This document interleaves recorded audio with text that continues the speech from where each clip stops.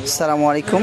দেখুন, অভিনব উপায়ে গাড়ি গ্যারেজে দেবার নাম করে কিভাবে 50 টাকা করে গাড়ি গ্যারেজে রাখার জন্য টাকা আদায় করা হচ্ছে।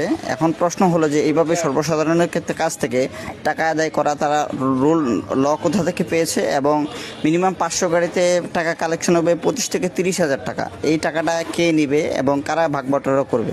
বর্তমান এমন একটা সময় আমরা বাস করছি, এই সমাজে কি সেই সময়ে কি আমরা এইভাবেই অযথা মানুষকে টাকা দিতে থাকবো এবং কেউ কিছু বলছে না, সবাই দিদারসে টাকা দিচ্ছে এবং সবাই এবার মেনে নিচ্ছে? এটা কীরকম কি আপনারা অবশ্যই জানাবেন সবাই।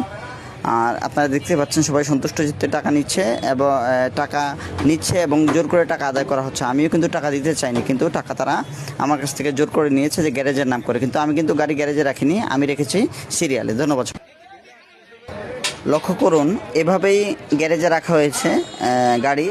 আমরা কিন্তু সিরিয়ালে রাখছিলাম গাড়ি, কিন্তু আমি এখন কিছুক্ষণ আগে গিয়ে দেখি যে এটা সিরিয়াল নয়, এটা হচ্ছে গ্যারেজ, এবং তারা নাকি রাত্রিবেলা পাহারা দিয়েছে এবং এইভাবে প্রত্যেক গাড়ি প্রতি তারা 50 টাকা করে নিচ্ছে।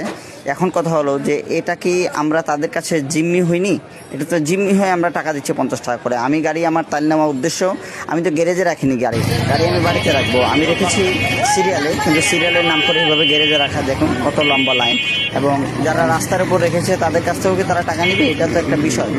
যে ওখানে আমি ওদেরকে জিজ্ঞাসা করেছিলাম, কিন্তু কোনো সদুত্তর পাইনি এবং তারা আমাকে উত্তর দেওয়ার মতো প্রস্তুত ছিল না। আপনারা দেখতেই পাচ্ছেন কত বড় লাইন। এবং এটা কি ব্যাপার অবশ্যই আপনারা সবাই যে জেনে থাকেন তা জানাবেন, নাহলে সচেতনতার জন্য ছড়িয়ে দেবেন। ধন্যবাদ সবাইকে। আসসালামু আলাইকুম ওয়া রাহমাতুল্লাহ।